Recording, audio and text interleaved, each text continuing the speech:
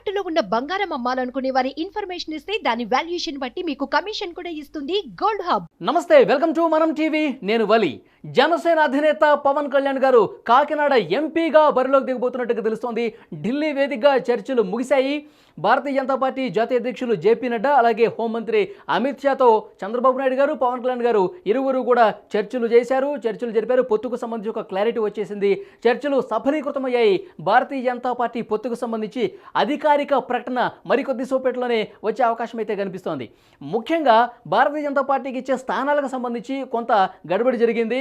ఇన్ని రోజులు కొంత చర్చలు ఆలస్యం కావడానికి, పొత్తు ప్రతిపాదనలు సఫలీకృతం కావడానికి కొంత లేట్ అయింది. అయితే భారతీయ జనతా పార్టీ ఇచ్చే స్థానాలకు సంబంధించి ఒక క్లారిటీ వచ్చేసినట్టుగా తెలుస్తుంది. దాంతోపాటు జనసేన అధినేత పవన్ కళ్యాణ్ గారు కాకినాడ ఎంపీగా బరిలోకి దిగే అవకాశం ఉన్నట్టుగా చాలా స్పష్టమైనటువంటి సమాచారం వస్తుంది.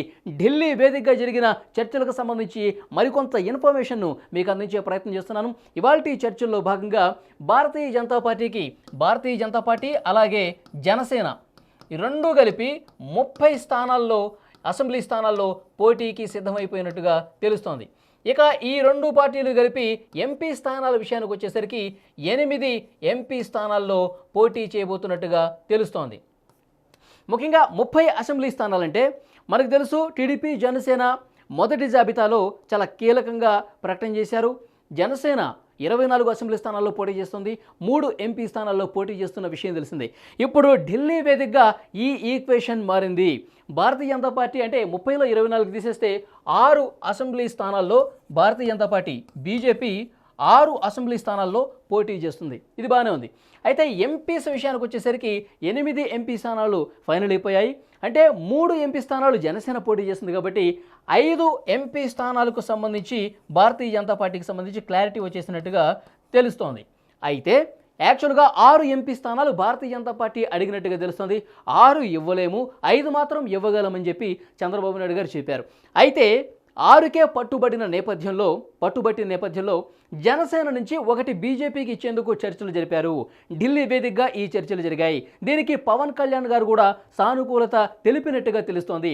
యాక్చువల్గా 3 ఎంపీ స్థానాల్లో గతంలో ప్రకటన చేశారు జనసేన పోటీ చేస్తుందని. కానీ ఈసారి 1 తగ్గి అది బీజేపీకి వెళ్ళి బీజేపీ 6 స్థానాల్లో 5 కాస్త 6 అయిపోయినాయి బీజేపీకి సంబంధించి. కేవలం 2 స్థానాల్లో మాత్రమే జనసేన పోటీకి సిద్ధమైనట్టుగా తెలుస్తోంది. 6 ఎంపీ స్థానాల్లో భారతీయ జనతా పార్టీ పోటీకి సిద్ధమైంది. ఇవాళ జరిగిన చర్చల్లో కీలకమైనటువంటి చర్చలకు సంబంధించిన సమాచారం ఇది. 6 ఎంపీ స్థానాల్లో భారతీయ జనతా పార్టీ, 2 ఎంపీ స్థానాల్లో 1 తగ్గించుకుంది జనసేన. ఈ 2 స్థానాలు ఎక్కడ పోటీ చేస్తుందంటే కాకినాడ ఎంపీగా జనసేన అధినేత పవన్ కళ్యాణ్ గారే పోటీ చేస్తున్నారు. ఇంకొకటి మచిలీపట్నం బాలశౌరి గారు, ఇటీవల ఆయన వైసీపీ నుంచి జనసేనకు వచ్చిన విషయం తెలిసిందే. సో జనసేన నుంచి ఈ 2 స్థానాలు మచిలీపట్నం బాలశౌరి, కాకినాడ ఎంపీగా పవన్ కళ్యాణ్ గారు పోటీ చేస్తున్నారు. అయితే కాకినాడ నుంచి పోటీ చేయడానికి ఒక రీజన్ కూడా ఉంది. ఆయన పిఠాపురం ఎమ్మెల్యే స్థానం నుంచి కానీ, తిరుపతి ఎమ్మెల్యే స్థానం నుంచి కానీ పోటీ చేసే అవకాశం ఉంది ఎమ్మెల్యే స్థానానికి సంబంధించి.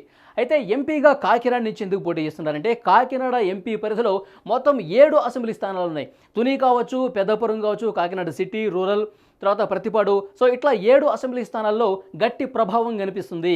కాకినాడ ఎంపీగా పవన్ కళ్యాణ్ గారు పోటీ చేస్తే ఆ పార్లమెంట్ పరిధిలో ఉన్నటువంటి అసెంబ్లీ నియోజకవర్గాల అంతటా కూడా పవన్ కళ్యాణ్ గారి ప్రభావం చాలా స్పష్టంగా కనిపిస్తుంది. అక్కడ జనసేన కొంత ఎక్కువ బలం ఉంది కాబట్టి కూటమికి మరింత బలం చేకూరి మొత్తం క్లీన్ స్వీప్ చేసే అవకాశం అక్కడ ఉంటుంది. కాబట్టి ఈ ప్రతిపాదన అటు అమిత్ షా గారు, ఇటు చంద్రబాబు నాయుడు గారు తీసుకొచ్చినట్టుగా తెలుస్తుంది. సో ఈ నేపథ్యంలో కాకినాడ ఎంపీగా కూడా బరిలోకి దిగే అవకాశం కనిపిస్తుంది. ఈసారి కూడా 2 చోట్ల పోటీ చేయబోతున్నారు. అయితే ఒకటి ఎమ్మెల్యే, ఇంకొకటి ఎంపీ. ఈ 2 స్థానాల నుంచి ఆయన పోటీ చేసే అవకాశం ఉన్నట్టుగా తెలుస్తుంది. ఢిల్లీ వేదికగా ఈ చర్చలు జరిగాయి. పవన్ కళ్యాణ్ గారు కూడా ఈ ప్రతిపాదన పట్ల సానుకూలత కనబరిచినట్టుగా తెలుస్తుంది. అంటే 24 ఎమ్మెల్యే స్థానాలు అలాగే 2 ఎంపీ స్థానాలు. భారతీయ జనతా పార్టీ 6 ఎమ్మెల్యే స్థానాలు అలాగే 6 ఎంపీ స్థానాల్లో ఫైనల్ అయిపోయినట్టుగా తెలుస్తుంది. జేపీ నడ్డా గారు ఏ క్షణమైనా సరే దీనికి సంబంధించిన అనౌన్స్మెంట్ చేసే అవకాశం ఉంది.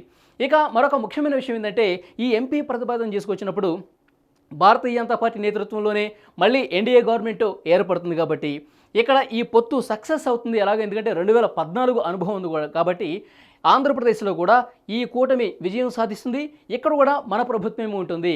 సో అక్కడ కూడా బీజేపీ నేతృత్వంలో ఎన్డీఏ గవర్నమెంట్ వస్తుంది కాబట్టి ప్రధానిగా మళ్ళీ మోదీ గారే అవుతారు మూడోసారి. కాబట్టి మీరు కేంద్ర మంత్రి అయ్యే అవకాశం ఉంది. సో మీరు ఎమ్మెల్యేగా కొనసాగుతారా, ఎంపీగా కొనసాగుతారా అనేది మీ ఇష్టం.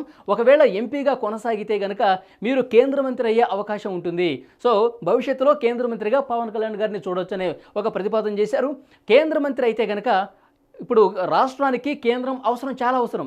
ఎందుకంటే చాలా క్లిష్టమైన పరిస్థితులు ఆంధ్రప్రదేశ్లో ఉన్నాయి. ఎందుకంటే పోలవరం సమస్య కావచ్చు, రాజధాని నిర్మాణం కావచ్చు, ఆంధ్రప్రదేశ్కు పరిశ్రమలు తరలించే విషయానికి సంబంధించి యువతకు ఉద్యోగ ఉపాధి అవకాశాలు కల్పించే విషయం కావచ్చు, కేంద్రం నుంచి నిధులు తీసుకొచ్చే విషయానికి సంబంధించి పవన్ కళ్యాణ్ గారు కేంద్ర మంత్రిగా ఉంటే ఒక వారధిలా పనికొస్తారు కేంద్రానికి, రాష్ట్రానికి.